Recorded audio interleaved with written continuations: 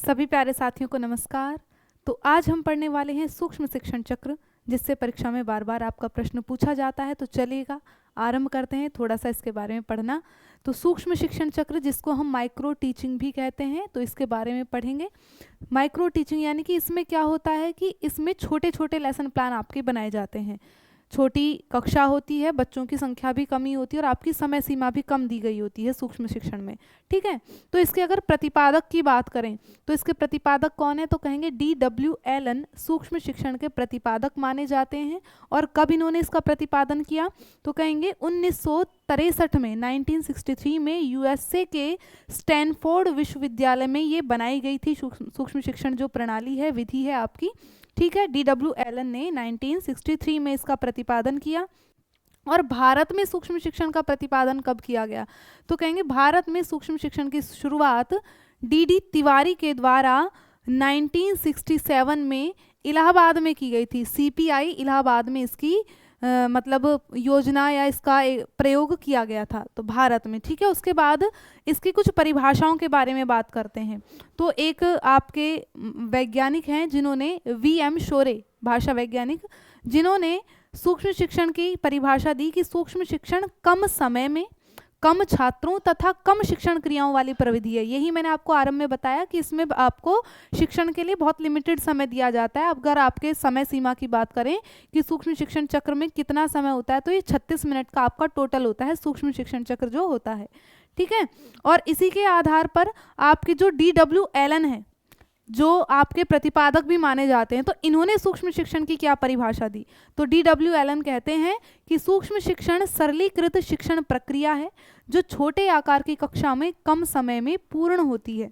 तो सूक्ष्म शिक्षण के बारे में आप समझ गए होंगे कि भाई इसमें छोटी कक्षा में कम समय सीमा के अंदर अंदर शिक्षण किया जाता है। ठीक, अब चलिएगा सूक्ष्म शिक्षण चक्र के बारे में समझ लेते हैं थोड़ा सा।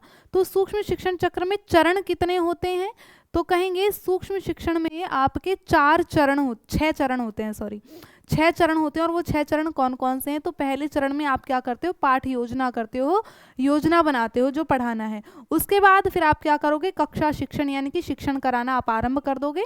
फिर आपको क्या है, प्रतिपुष्टि फीडबैक दिया जाता है। जो कक्षा में आपके टीचर्स होते हैं वो भी आपको मॉनिटर कर रहे होते हैं, देख रहे होते हैं कि आप किस तरह से शिक्षण करा रहे हैं। B.Ed में बेसिकली आपने पढ़े होंगे, किया भी होगा ये सूक्ष्म शिक्षण, है ना।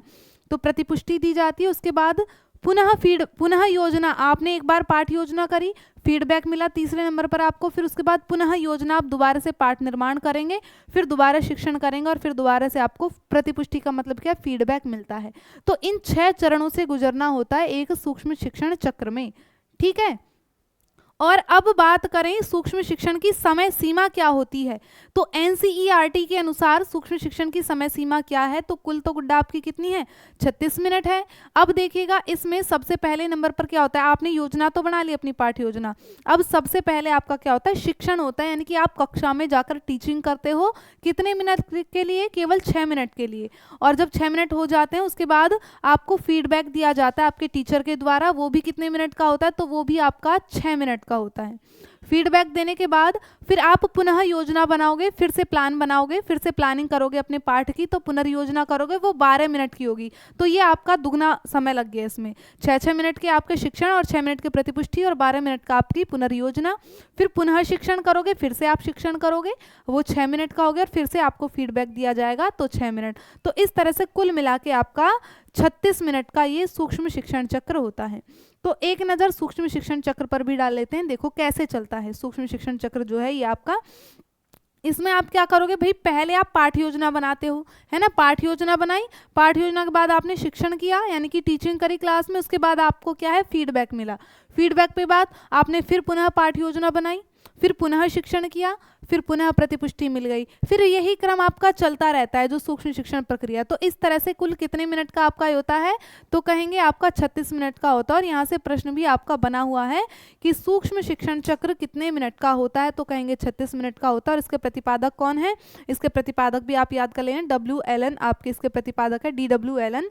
तो कैसा लगा आपको ये छोटा सा सेशन, आशा करती हूँ आपको इसके बारे में डाउट क्लियर हो गया होगा। तो चैनल को सब्सक्राइब करना ना भूलिएगा। धन्यवाद।